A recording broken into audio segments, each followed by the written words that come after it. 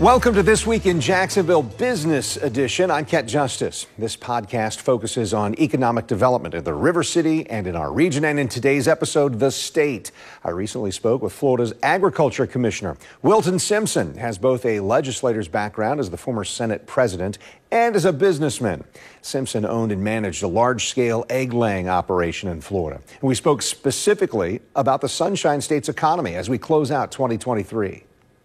Commissioner, let's start with, I guess, the broad picture. How do you feel like things are going, especially when we talk about economy in the state of Florida? And obviously, that's a big part of what your office focuses on. You know, the economy in Florida has been doing quite well. We measure it by the sales tax that we collect each month, and we track that each month, and we've still been above projection. So it means we're growing a little better than what we projected to grow.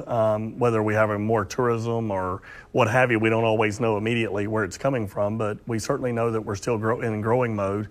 You clearly, with the rapid rise of interest rates, it's having an effect on the housing market. It's having an effect on commercial real estate and the like. Florida appears to be faring probably better than almost every other state so far. And so right now we're still doing really well, and we've got some challenges, but right now we're doing pretty good. Where do you identify some of those challenges, the headwinds, if you will, for the state, especially as we get the close of 2023 and head into 24? When you think about going into 24, you got to think about, is the country slowing down to the point where it's going to trim tourism? That clearly would have a major impact on the state. Are the interest rates really going to bite on the housing market, commercial real estate? So as you go into 24, I think we're a little more cautious of the numbers of 24, perhaps. Normally in a presidential year, the economy does pretty good. Right. Normally. But, we've had such a bad first 3 years. I'm not sure why 4 would be any good, from an inflationary perspective. We had some good news yesterday on the inflationary front. It's coming down. We're still not down to 2%. So, I think the Fed's going to be, as they call it, higher for longer on interest rates. And that over time will have an effect on the economy. When you think about 30 years ago, we'd say, well, maybe Europe can have a recession and the United States would avoid it. We really never could, though. I mean, once a recession starts. So a lot of folks believe that maybe Florida will avoid the worst of a recession. We've spent the last 10, 12 years really diversifying our economy more into manufacturing, our deep water ports. So we have a lot more import-export business today. We have a lot more business opportunities in the state of Florida. Under Governor Scott, we took sales tax off of manufacturing equipment. At that time, that was about an $83 million investment. So we've really tried to do things to diversify our economy in the state of Florida. Under the old economy, tourism was number 1, agriculture number 2, and building was number 3. During recessionary times, agriculture would be number 1. During a pandemic, agriculture is number 1. And so now we're trying to build a fourth leg of that stool with manufacturing type jobs or IT jobs. As Senate President, I spent a lot of time investing in our university system and college system as it related to vocational jobs and those IT jobs that are going to be necessary for that future growth in the economy. And we're seeing the fruit of that labor. But if the rest of the country goes into a recession, I'm not sure Florida can avoid at least a mild recession. Well, and you mentioned that Governor Scott, so he took office January 2011. So obviously, as a nation and as a state, we're just coming out of or trying to recover from the last real recession that we'd had. You had a twofer there. So you had the Great Recession that Governor Scott inherited, right, and brought us through, and then you had a pandemic. Yeah. And Governor DeSantis obviously has helped lead us through the pandemic. And so I got to serve with both of those gentlemen. And but I would say, under Governor Scott, we clearly focused, and his whole mantra was jobs, jobs, jobs. Right. And no matter what the question was, it was about jobs, jobs, jobs. And so he worked very hard on the regulatory structure in the state of Florida and on sales tax, on tax relief, debt reduction. In 2010, the state of Florida had $30 billion of debt. Today, we have less than $16 billion of debt. So we're doing a fantastic job of paying our debt down. And in a comparison, the next state close to our size is New York with 19.5 million people. Probably 3 million less than we have. They have over $160 billion of debt. So Florida's going into any type of a slowdown with a really nice balance sheet, low debt. We're one of the lowest taxed states in the union per capita. And so when you add all those things up and the economic freedom that we've put into the systems here in the state of Florida, you're seeing not only continued net in-migration at a very fast pace, maybe 1,000 a day, but you're also seeing, the largest formation of startup businesses in any other state here in the state of Florida. So we're very proud of those things. Again, that leads to other challenges: the cost of real estate, the cost of doing business here, home costs, but from a federal level, the biggest thing that's hurt Floridians in the last 3 years is the inflation, the incompetence of the federal government and their programs, and so that's affected the entire nation, and it certainly has affected Florida. Yeah, so I think there's a bottom line part for someone who's not interested in the least in the economy, but when you go to the grocery store and everything's twice as much and all of that, I mean, you feel it. Everyday citizens feel it. And the people that are hurt the most are the least fortunate amongst us. The lowest paid amongst us are getting hurt the most in that equation.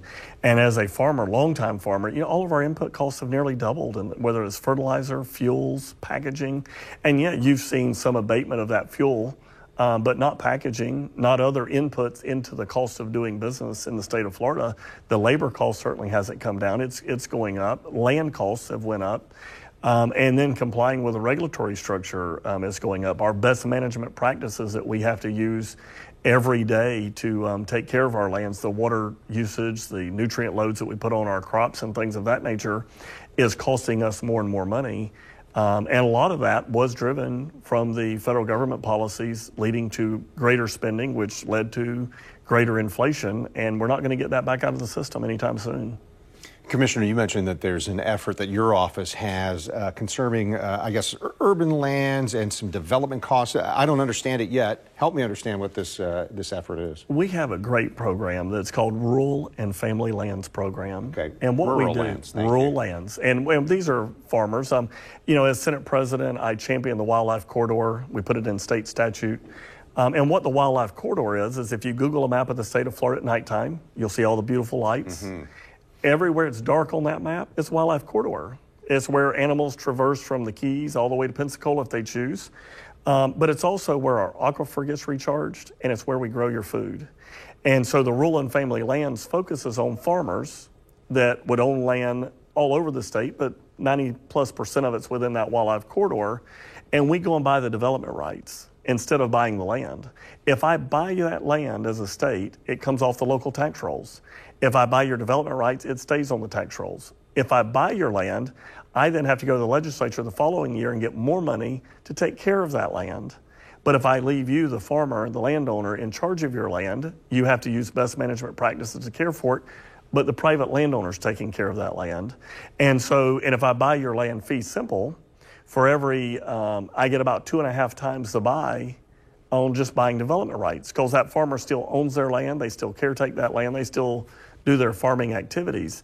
So when you're thinking about how do we take down as much of that space and not allow growth in that area where we need it for farming, aquifer, wildlife corridor, that's the best bang for the taxpayer buck. What's the benefit for the farmer, the landowner? So the landowner, a couple of things. As we have had 3 listening sessions in the last month as we've vetted. We opened that program up this last June, first time in 5 years. As Senate President, I put $300 million into the budget for this, specifically for rural and family lands. The value to the farmer is first of all, they want, some of these are 3, 4, 5, 6, 7 generation farmers.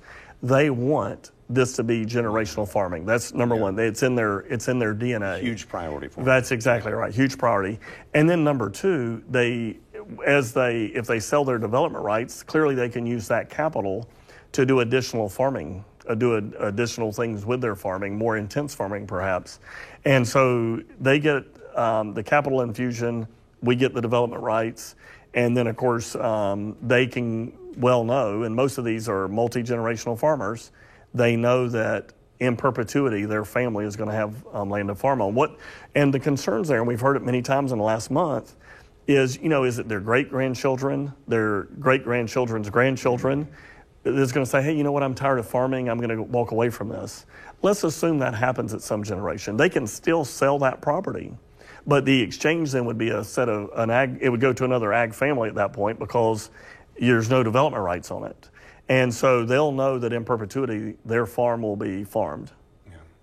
So your personal background is in farming. You're an expert in this matter. How would you explain to folks who've never really been in agriculture the impact of agriculture on everyday life for everybody from Pensacola to Miami and Jacksonville to Tampa? Everybody in the state is impacted by agriculture. Absolutely. Well, Chris Sprowls, when we passed the Right to Farm bill a couple of years ago, Chris Sprowls was my Speaker of the House at the time. He was the Speaker of the House when I was President of the Senate, and he said it best. He said, you need a farmer 3 times a day.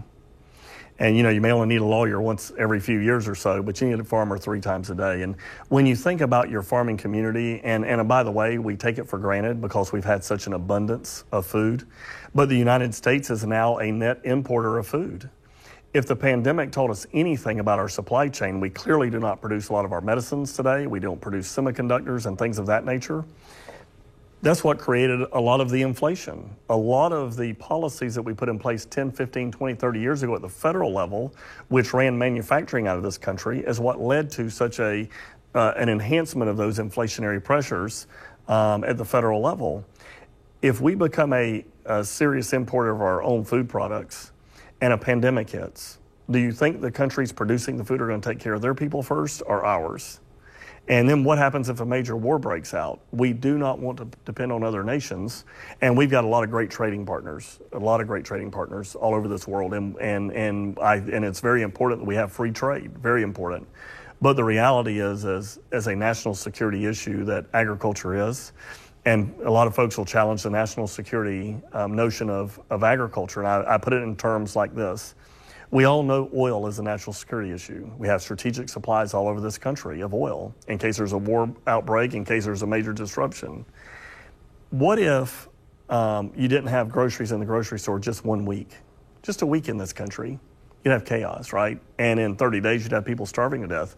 During the pandemic, farmers didn't get to take a day off. You know that because every day you went to the store, there were groceries there, there was food there.